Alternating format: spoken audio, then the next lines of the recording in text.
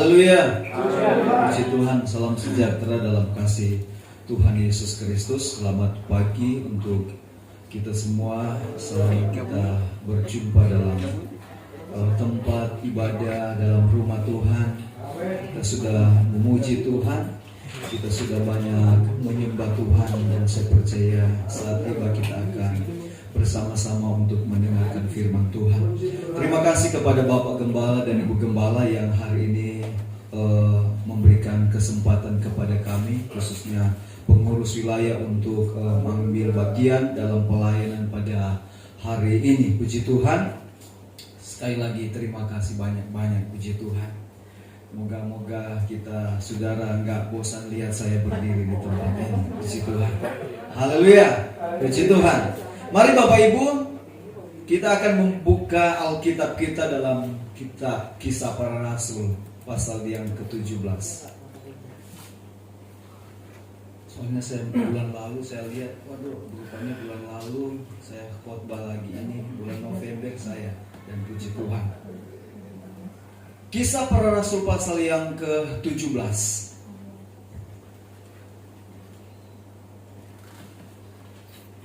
Kisah Para Rasul pasal yang ke-17. Saya rindu kita membaca firman Tuhan ini. Untuk kita baca bergantian. Saya baca ayat genap, saudara baca ayat yang ganjil. Dari ayat yang ke-16 sampai ayatnya yang ke-28. Panjang Bapak Ibu. Makanya saya butuh kerjasama kita untuk membaca firman Tuhan. Dan saya percaya kita enggak cuma di gereja kita baca firman Tuhan. Amin.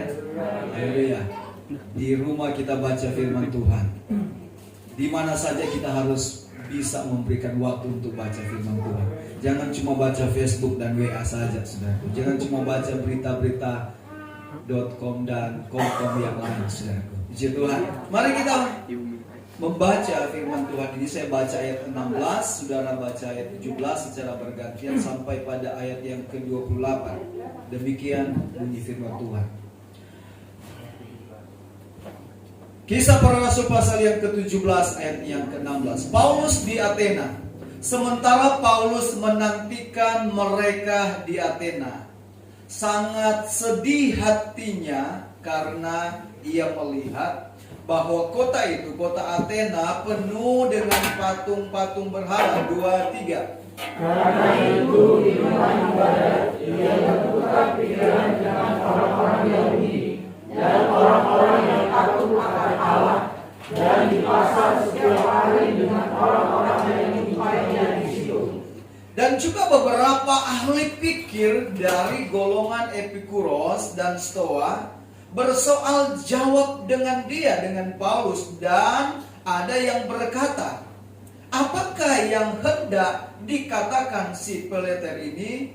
Tetapi yang lain berkata, rupa-rupanya ia adalah pemberita ajaran dewa-dewa asing, sebab ia memberitakan Injil tentang Yesus dan tentang kebangkitannya. 2-3. Lalu mereka membawanya menghadap sidang Areopagus dan mengatakan, bolehkah kami tahu ajaran baru mana yang kau ajarkan ini? Sebab engkau memperdengarkan kepada kami perkara-perkara yang aneh. Karena itu kami ingin tahu, apakah artinya semua itu? 2-3. Adapun orang-orang Athena dan orang-orang asing yang tinggal di situ tidak mempunyai waktu untuk sesuatu selain mendengarkan atau mendengar segala sesuatu yang baru. Paulus pergi dan berdiri di atas Areopagus dan berkata, hai orang-orang Athena, aku lihat bahwa dalam segala hal kamu sangat beribadah kepada dewa-dewa. 2-3. Sebab ketika aku berjalan-jalan di kotamu dan melihat-lihat barang-barang kerjaanmu, aku menjumpai sebuah perbicaraan dan kisah kepada Allah yang tidak dikenal. Apa yang kamu sembah tanpa mengenalnya, itulah yang kuberitakan kepada kamu. Allah yang telah menjadikan bumi dan segala isinya, Ia yang adalah Tuhan atas segala langit dan bumi, tidak diam dalam kuil-kuil buatan tangan manusia. 2, 3. Dan oleh tangan manusia, seolah-olah dia kekurangan apa-apa, karena dia yang memberikan hidup dan nafas dan segala sesuatu kepada semua orang. Dari satu orang saja ia telah menjadikan semua bangsa dan umat manusia untuk mendiami seluruh muka bumi, dan ia telah menentukan musim-musim bagi mereka dan batas-batas kediaman mereka. 2, 3. Supaya mereka mencari dia dan mudah-mudahan jangan dan menemukan dia, walaupun dia tidak jauh dari kita masing-masing. Kita baca bersama-sama. 2, 3. Sebab di dalam Dia kita hidup, kita bergerak, kita ada, seperti yang telah juga dikatakan oleh penjangka-penjangka. Sebab kita ini dari keturunan Allah juga. Haleluya. Puji Tuhan, terima kasih buat kerjasamanya Bapak Ibu Saudara jemaat Tuhan di tempat ini sudah membaca firman Tuhan pada hari ini. Saudara yang diberkati oleh Tuhan, kita sudah membaca beberapa bagian dari kebenaran firman Tuhan pada hari ini. Dan mari kita lihat bersama saudaraku, bagaimana seorang Paulus, saudaraku ya, yang tadinya dia adalah orang yang jahat, namanya adalah Saulus. Saulus dia adalah orang yang jahat. Kenapa saudaraku? Alkitab mencatat bahwa dia punya kelompok saudaraku yang mengejar orang-orang Kristen, bahkan membunuh orang Kristen, saudara. Tetapi ketika dalam perjalanannya ke Damsyik, Alkitab mencatat bahwa dia mengalami perjumpaan dengan Tuhan. Dia mengalami perjumpaan dengan Tuhan, bahkan Alkitab katakan dia mengalami kebutaan selama 3 hari. Dan di sana Tuhan berbicara kepada dia. Di sana Tuhan mengubah hidupnya, saudara. Tadinya seorang Saulus yang berbuat jahat, dan Tuhan bilang namamu bukan lagi Saulus, tetapi nama kamu adalah Paulus, saudara. Bagaimana kehidupan seorang Paulus ketika dia menjadi seorang hamba Tuhan, seorang pelayan Tuhan, saudaraku. Dari satu tempat ke tempat yang lain, dari satu keadaan yang baik ke keadaan yang tidak baik, saudara.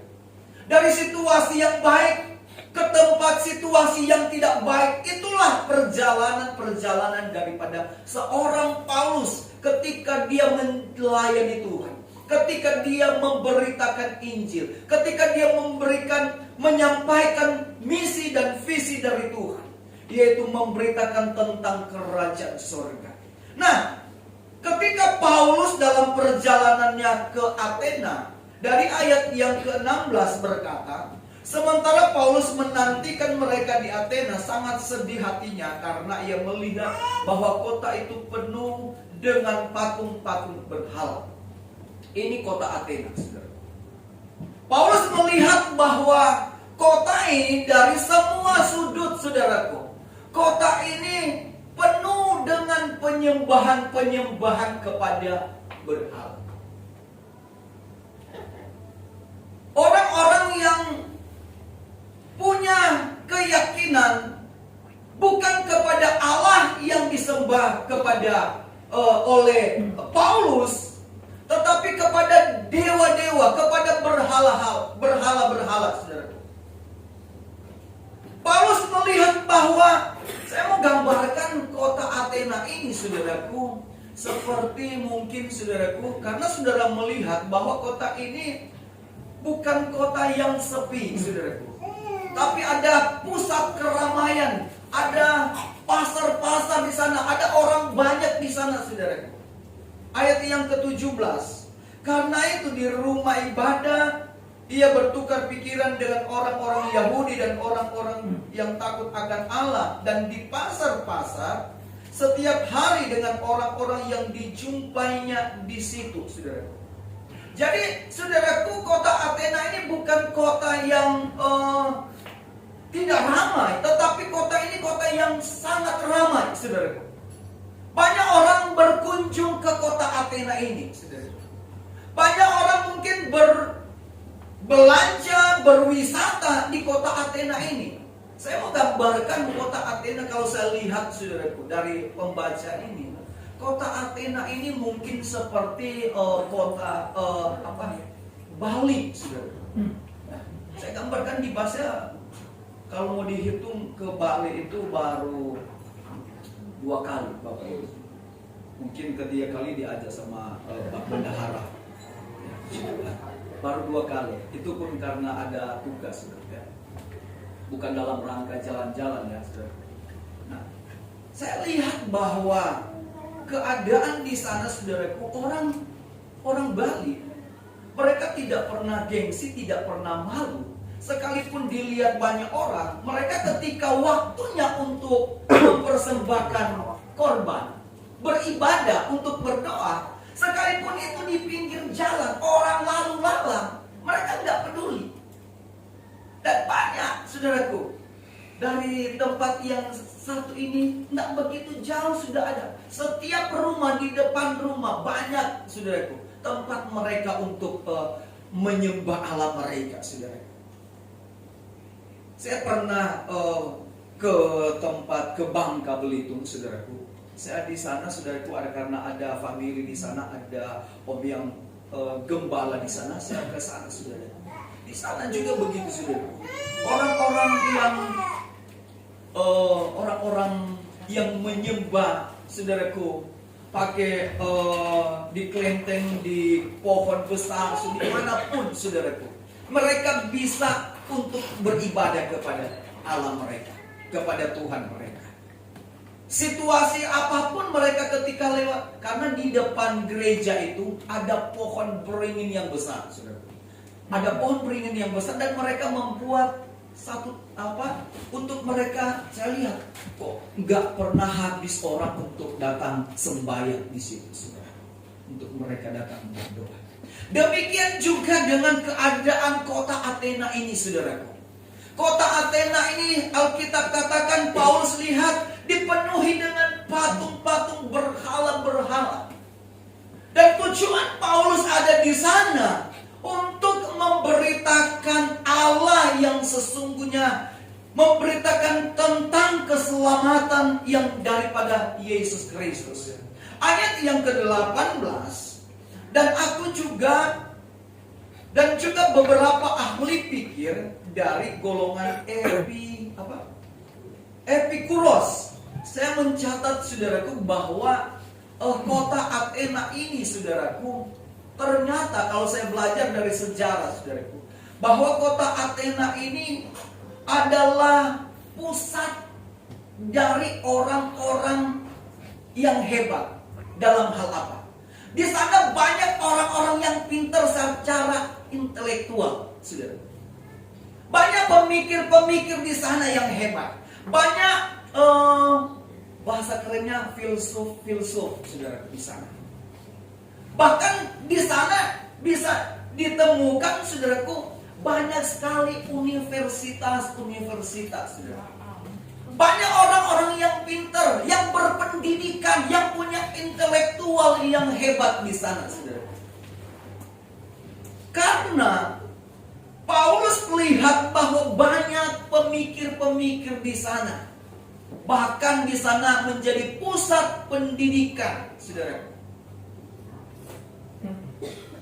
Bahkan orang-orang yang masuk dalam pemerintahan Romawi, orang-orang Athena yang masuk, yang terlibat dalam pemerintahan Romawi pada waktu itu, sejarah mencatat bahwa pemerintahan Romawi, khususnya orang-orang Athena ini, saudaraku, membebaskan pajak kepada mereka.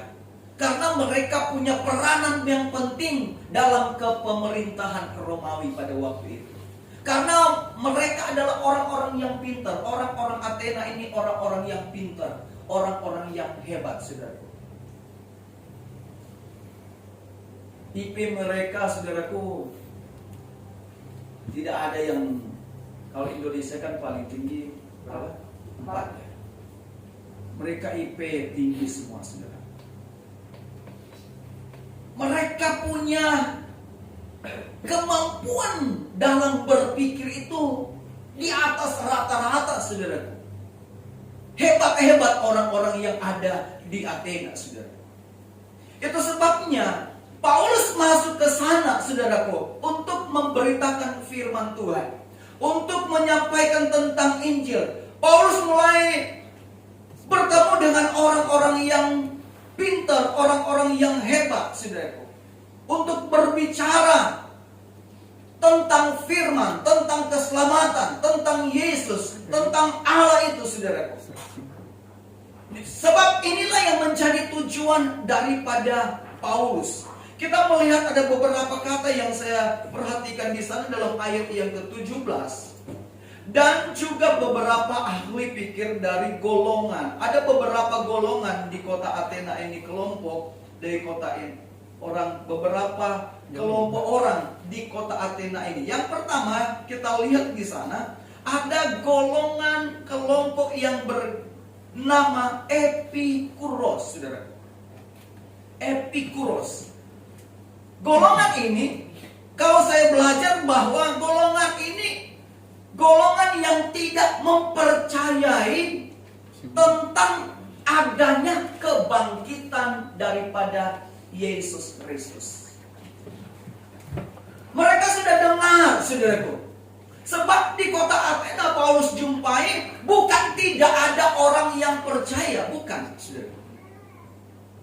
Tetapi hanya sebagian kecil orang yang sudah menerima Yesus Kristus, yang sudah mempercayai Yesus Kristus. Dan Paulus masuk ke sana, saudaraku, untuk menjangkau orang-orang yang tidak percaya kepada Yesus. Alkitab katakan, saudaraku, golongan Epikuros ini adalah golongan orang-orang yang tidak percaya kepada kebangkitan.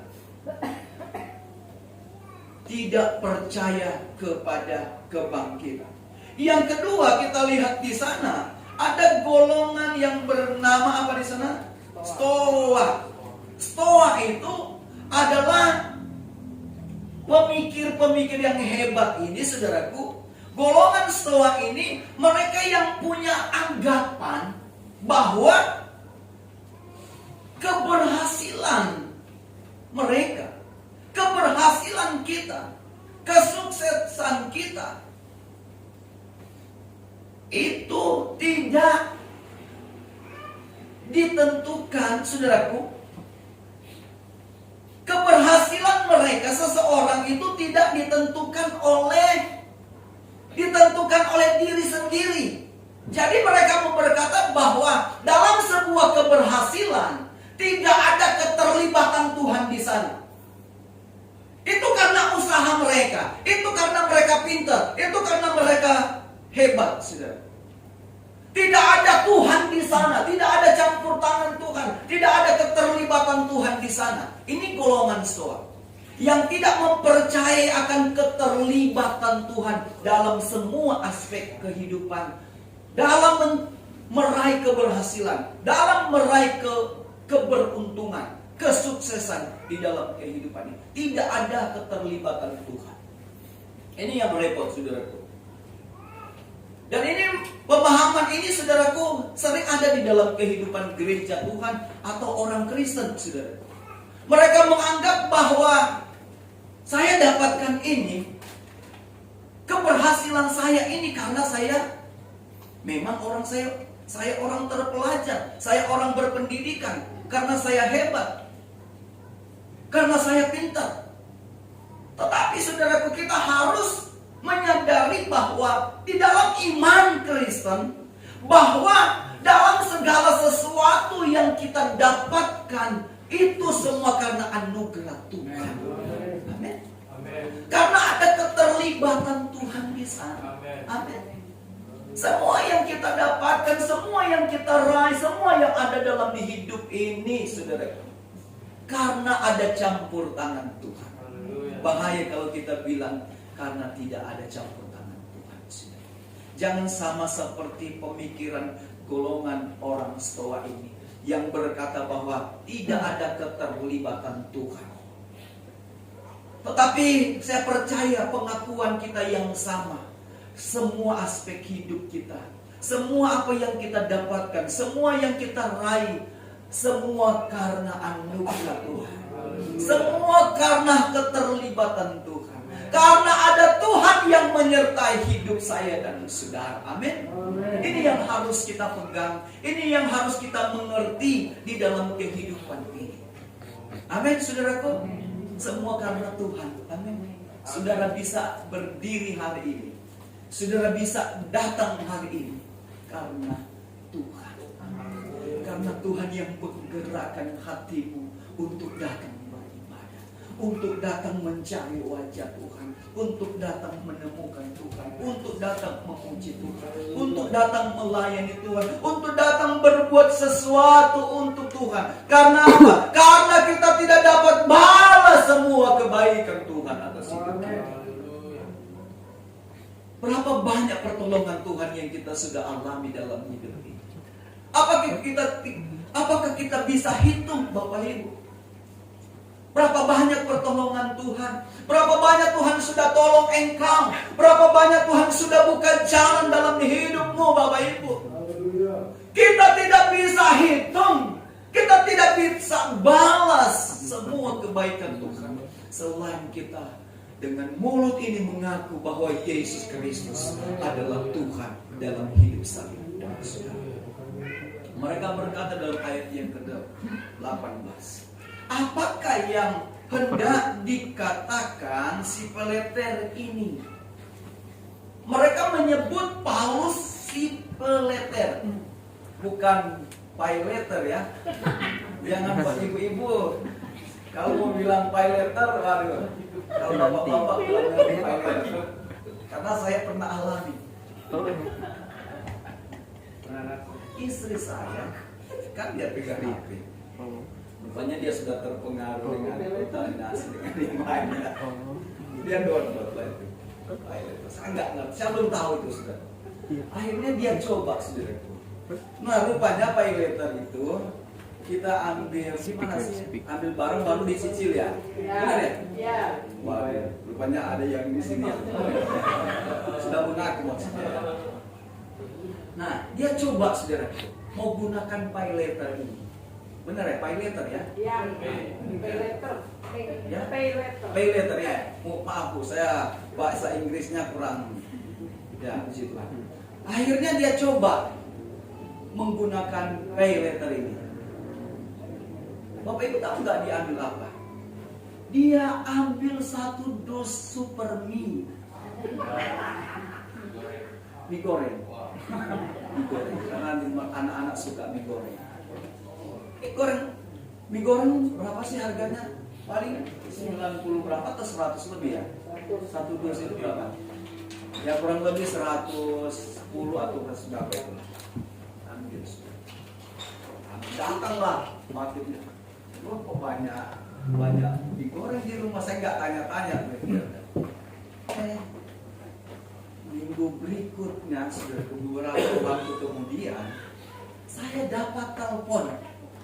Siapa ini, nomor nggak dikenal.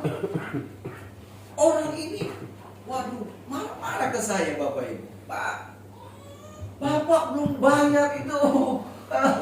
Kan harus dicicil, nggak tahu cicilnya berapa kali. Saya bilang, ini dari siapa ini? Saya bilang. Mereka bilang dari pokoknya apa ya, lupa saya waktu itu. Shopee, dari Shopee. Bapak belum bayar. Saya bilang, saya belum bayar apa? Saya punya utang apa sama kamu? Saya bilang, saya nggak tahu Bapak Ibu. Saya punya utang apa? Saya nggak pernah utang. Saya bilang. Akhirnya Bapak Ibu, ya Pak, ini Bapak sudah ambil Indomie mie goreng, belum dibayar. Cicilan yang pertama ini harus dibayar. Saya bilang, aduh Pak, saya nggak pernah tahu yang begini-begini. Saya bilang, akhirnya saya bilang, saya nanti pulang ke rumah saya jelaskan sama istri saya. Nanti saya tanya. Akhirnya saya tanya, Mak, kenapa ini ada telepon seperti ini dari Shopee? Oh iya, saya lupa kasih tahu Papa. Saya sudah ambil super mie. Harganya, kita bilang, kenapa nggak beli aja di Indomaret? Waduh, direpotkan dengan cuma cicil berapa kali ini. Saya bilang, saya yang pusing kepala, saudara. Nah, mereka menyebut Paulus itu bukan pay letter ya. Nah, mereka menyebut Paulus itu apa? Saudara baca? Pay letter. Nah, bahasa ini, ungkapan ini, saudaraku, atau bahasa pay letter ini adalah ungkapan untuk nggak mau dengar apa yang disampaikan oleh Paulus. Sebuah kata ejekan atau membuli menunjuk kepada apa yang disampaikan oleh Paulus itu nggak usah didengar. Itu kata pelita.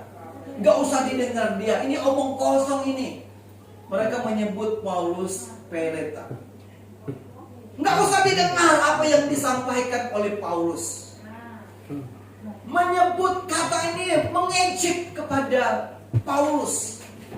Bahwa apa yang disampaikan oleh Paulus nggak usah didengar. Nggak penting bahasa yang dikeluarkan oleh Paulus. Berita yang ingin disampaikan oleh Paulus itu tidak benar.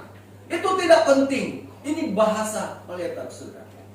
Tetapi Paulus mulai masuk sampai pada akhirnya cerita ini, saudaraku, kita lihat ayat-ayat selanjutnya. Mereka pergi di satu tempat yang bernama Areopagus. Satu sidang di tempat mengadili, saudaraku. Areopagus ini, saudaraku, sebenarnya ini sebuah nama bukit. Ada satu bukit di kota Athena namanya Areopagus. Dan mereka menjadikan ini sebuah nama. Ayat yang keberapa itu yang bilang tadi Areopagus? Ayat 19. Lalu mereka membawanya menghadap sidang Areopagus dan mengatakan. Jadi mereka membawa Paulus, disidanglah Paulus di tempat ini yang bernama Areopagus. Saudaraku yang saya kasih dalam Tuhan, ayat yang ke-22, Paulus berdiri di atas Areopagus dan berkata, "Hai orang-orang Athena, aku lihat bahwa dalam segala hal kamu sangat beribadah kepada dewa-dewa. Sebab ketika aku berjalan-jalan di kotamu dan melihat barang-barang pujaanmu, aku menjumpai juga sebuah mezbah dengan tulisan kepada Allah yang tidak dikenal. Apa yang kamu sembah tanpa mengenalnya, itulah yang kuberitakan kepada kamu." Jadi Paulus mulai masuk. Paulus memberikan penjelasan bahwa kamu setia beribadah kepada dewa-dewa kamu. Tetapi dewa-dewa yang tidak kamu kenal, kepada Allah yang tidak dikenal. Tujuan Paulus adalah untuk memberitakan Yesus Kristus. Tuhan adalah juru selamat. Paulus mulai masuk kepada mereka. Cara Paulus begitu luar biasa, saudara. Menjelaskan bagaimana mereka harus mempercayai Allah yang benar. Allah di dalam Yesus Kristus Tuhan kita, yang adalah juru selamat di dalam kehidupan saya dan saudara. Itu sebabnya, saudaraku, sampai kepada ayat pokok kita pada pagi hari ini, saudaraku, ayat yang ke-27. Supaya mereka mencari Dia dan mudah-mudahan menjamah dan menemukan Dia, walaupun Ia tidak jauh dari kita masing-masing. Sebab di dalam Dia kita hidup, kita bergerak, kita ada seperti yang telah juga dikatakan oleh ucapan. Paulus berkata bahwa ayat yang ke-28, bahwa di dalam Dia kita hidup. Amin. Yohanes pasal yang ke-10 ayat yang ke-10. Yohanes 10.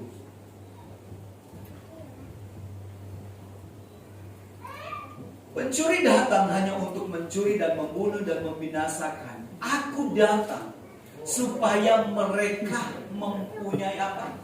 Hidup. Hidup itu begitu penting, amin.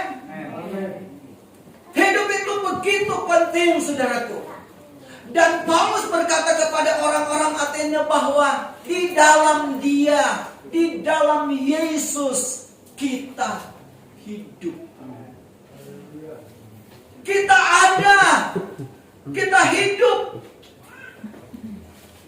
karena Tuhan.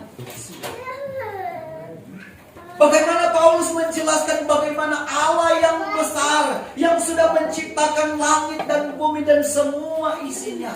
Dia yang menjadikan segala sesuatu. Dia juga yang memberikan kita hidup. Dia yang memberikan saya nafas. Itu sebabnya bersyukur ketika saudara masih bisa bernafas sampai hari ini. Karena Tuhan yang memberikan nafas itu. Amin. Ketika kami melayani rumah duka beberapa waktu yang lalu, dari hari Kamis sampai hari Senin ya, kami di wilayah ditugaskan. Saya ketika dikasih tahu ibu ini, saudara gembala ini, dia sudah berapa tahun mengalami sakit, tidak berdaya, saudara. Saya berkata sama Tuhan, terima kasih Tuhan karena Engkau yang memberikan saya hidup. Karena Tuhan yang memberikan saya umur panjang, keluarga di tempat ini, Bu Gembala dan adiknya, Tuhan berikan umur panjang. Semua karena Tuhan. Dan Paulus memberikan pengakuan kepada orang-orang Athena. Di dalam Dia kita hidup. Kita harus memberikan pengakuan itu kepada Tuhan, saudara. Kalau kita ada sampai hari ini karena Tuhan. Amin.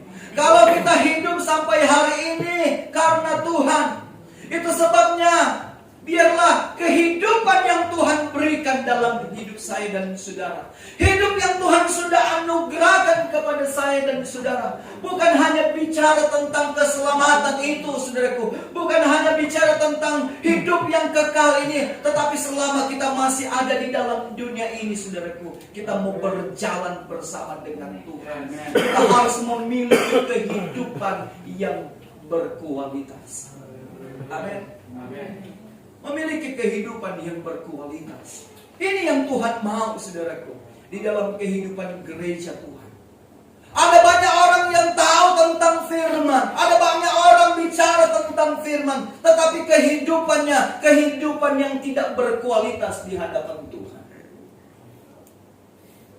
Kita harus hidup sesuai dengan apa kata firman. Jangan cuma sampai kita bicara tentang firman Tuhan, saudaraku. Baca firman Tuhan, tetapi kita tidak memahami dengan benar. Saya percaya orang yang memahami firman Tuhan itu adalah orang yang mengerti firman Tuhan itu adalah orang yang akan melakukan firman Tuhan. Kenapa mereka tidak melakukan firman Tuhan? Karena nggak mengerti. Simpel aja berpikir, saudaraku. Kalau kita mengerti, pasti kita akan lakukan firman Tuhan. Amin. Kalau kita mengerti tentang firman, apa yang Tuhan mau, apa yang Tuhan kehendaki, itulah yang seharusnya kita lakukan di dalam kehidupan ini. Biarlah kehidupan kita, hidup kita ini kita mau bawa di hari-hari ini untuk semakin kita berkenan kepada Tuhan. Karena hidup ini adalah pemberian dari Tuhan. Hidup ini anugerah Tuhan. Umur panjang ini karena pemberian Tuhan, saudara. Kesehatan ini karena anugerah Tuhan, karena pemberian Tuhan. Yang kedua, Paulus berkata bahwa di dalam Dia kita bergerak. Bukan cuma hidup. Paulus bilang apa? Galatia 2 ayat yang ke-20 tentang hidup, saudaraku. Hidupku bukannya aku lagi, tetapi Kristus yang hidup di dalam aku. Kristus yang hidup di dalam aku. Dan yang kedua, Paulus berkata, di dalam Dia kita ada. Ayat yang ke-28. Di dalam Dia, sebab di dalam Dia kita hidup. Yang kedua adalah di dalam Dia kita bergerak. Saudara, ketika saudara duduk berdempetan, ketika saudara bergerak, apa yang terjadi? Saudara coba duduk berdempetan begini dan saudara bergerak bebas, mau bergerak seperti apa? Saudara ketika bergerak begini akan kena ke belakang. Ketika saudara bergerak begini, kena juga. Ketika ada orang di belakang, kita mau maju, kita mau mundur, ketika kita bergerak akan terjadi yang namanya gesekan. Saya mau bicara yang kedua ini tentang gesekan, Bapak Ibu. Di mana-mana akan terjadi gesekan, benar atau betul? Di keluarga suami istri. Benar? Ibu Gembala sudah bilang kepada suami yang sabar. Ya kan? Siapa rumah tangga yang gak pernah terjadi gesekan? Semua, saudaraku. Yang lain gak ngaku, cuma senyum aja ya. Semua terjadi gesekan, Bapak Ibu, di rumah tangga. Orang tua dengan anak, sesama anak, saudaraku, terjadi, saudaraku. Salah paham kah? Di keluarga, dimanapun, di gereja, apalagi di gereja. Saya bilang di tempat kami kan panitia. Ini kalau Natal ini rentan dengan gesekan-gesekan, saudaraku. Ada panitia di sini. Haleluya. Rentan dengan gesekan, saudara. Jadi ini baru satu apa, saudaraku ya? Soal cuma bicara soal di tempat saya, saya nggak cerita di sini kalau saya nggak tahu ya. Saya cerita di tempat saya. Jadi panitia ini tanya, ini nanti Natal mau pakai seragam apa? Warnanya apa? Ini, saudaraku. Soal warna itu bisa ribut. Yang satu bilang, Pak, merah. Yang satu ngomong, kan tahun kemarin sudah merah. Yang satu bilang hijau. Yang satu bilang lagi biru. Waduh, saya bingung mikirnya, saudaraku. Mau pilih yang mana? Saya bilang sesuai dengan kesepakatan saja. Yang mana yang suka biru, yang suka hijau, yang putih. Kalau saya sih putih aja, saudaraku. Karena dari tahun ke tahun saya selalu putih. Saya tanya, akhirnya yang disetujui tahun ini kami pakai warna biru ya, warna seperti ini ya, kayak ini korden biru, sudah biru kan ya ini ya, jangan saya salah warna. Akhirnya biru yang diputuskan. Yang hijau ini, saudaraku, akhirnya pulang selesai ibadah, dia bilang, Pak, kenapa enggak hijau? Saya suka hijau. Loh, saya bilang, aduh, repot, ini cuma soal warna, Bapak Ibu bisa. Aduh, bisa kecewa, saudaraku. Saya bilang nanti tahun depan lah hijau. Tapi saya bilang, bolehlah kalau kamu suka. Saya sambil bercanda, bolehlah kalau hijau. Saya bilang kalau nanti Natal, kamu yang separuh hijau, yang separuh biru. Saya bilang begitu. Saya bilang supaya ya nggak terlalu kecewa, saya bilang. Akhirnya saya bilang ngomong begitu sama dia, saudara. Ya udahlah Pak, ya sudah diputuskan mau apa lagi? Ya udah, kita terima aja. Gitu. Itu semua soal warna, Bapak Ibu. Belum soal makan lagi, saudaraku. Ibu-ibu, saudaraku. Saya kasih tanggung jawab sama ibu gembala yang atur konsumsi. Jangan, Pak, kenapa jangan nggak kasih kepada ini, ibu ini. Saya bilang, aduh. Saya bilang, waktu kami di Metro Permata itu 10 tahun kami di sana itu nggak pernah ada panitia Natal. Nggak pernah ada, Bapak Ibu. Jadi kami gembala yang udah jadi panitia, saudaraku. Dan puji Tuhan, waktu Natal jalan bagus, saudaraku. Semua tercukupi, semua terlaksana dengan baik, saudaraku. Waduh, ketika ada panitia begini saya bilang, aduh repot juga, mau ada panitia, mereka suruh bikin panitia. Serba salah, saudara. Nah, terjadi gesekan ini, saudaraku. Ada orang yang tidak siap ketika terjadi gesekan. Gesekan ini bicara tentang masalah, saudaraku. Gesekan ini bicara tentang persoalan, problema hidup, saudaraku. Saudara mau kemanapun, saudara mau ke gereja manapun, pasti akan menemukan masalah, Bapak Ibu. Benar atau betul? Benar. Iya, saudaraku. Akan terjadi gesekan dimanapun, saudaraku. Saudara mau bekerja di mana? Saudara mau beraktivitas di mana, saudaraku? Terjadi gesekan, saudara. Ini kehidupan, saudara. Kita bukan hidup sendiri di dunia ini, saudaraku. Terjadi gesekan, terjadi masalah. Dan saya katakan bahwa banyak orang yang gak siap dengan keadaan ini. Ada banyak orang yang tidak menjadikan Tuhan dalam hidupnya, saudaraku. Yesus sebagai Tuhan dalam hidupnya. Ada banyak orang tidak melibatkan Tuhan dalam hidupnya. Makanya ketika terjadi gesekan, dia mulai undur, dia mulai tinggalkan Tuhan. Tetapi ketika kita terjadi mengalami gesekan, saudaraku, karena kita libatkan Tuhan di dalam masalah itu, karena kita libatkan Tuhan dalam pergumulan itu, maka Tuhan akan menolong saya. Tuhan akan memberikan jalan keluar bagi kita. Amin. Itu yang saya alami dalam hidup ini, saudara. Dan saya percaya itulah yang saudara alami di dalam kehidupan ini. Terjadi masalah, gesekan itu terjadi dalam hidup. Kadang kita tidak harapkan gesekan itu, tetapi datang juga.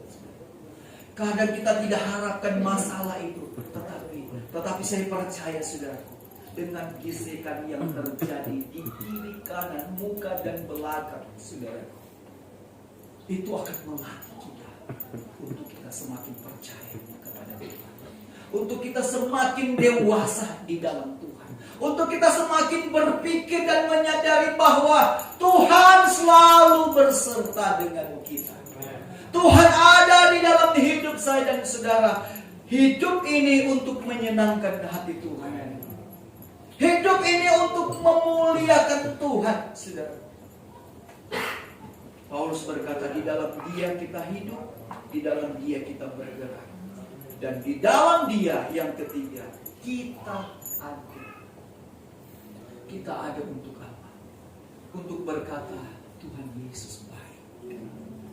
Untuk berkata terima kasih Tuhan, saya bisa lewati gesekan-gesekan ini. Saya bisa bertahan di dalam gesekan ini. Saya bisa bertahan di dalam pergumulan ini. Saya bisa bertahan di dalam tekanan ini. Karena Tuhan yang memberi saya kekuatan. Kita ada untuk apa? Kita ada untuk berkata Tuhan itu baik. Kita ada untuk apa? Untuk menikmati janji Tuhan itu di dalam kehidupan saya dan saudara. Itu sebabnya ada pujian yang berkata, ku tak akan menyerah pada apapun juga sebelum mencoba. Jangan engkau takut menghadapi gesekan. Jangan engkau takut, saudaraku, selama engkau berjalan dengan Tuhan. Jangan engkau takut selama engkau hidup di dalam Tuhan. Selama engkau tetap mempercayai bahwa Tuhan itu Allah yang besar. Dia pencipta langit dan bumi, saudaraku. Dia yang mencipta segala-galanya, saudaraku. Dia yang memberikan kita kehidupan. Dia yang akan menyertai hidup saya. Dia yang akan menolong kita. Dia yang akan memberikan kita kekuatan. dan kita akan menikmati janji Tuhan itu di dalam kehidupan saya dan saudara. Kita akan mendapatkan upah, kita akan mendapatkan mahkota di dalam kehidupan saya dan saudara. Kita akan mengira saya mendapat manusia yang dikali pujian.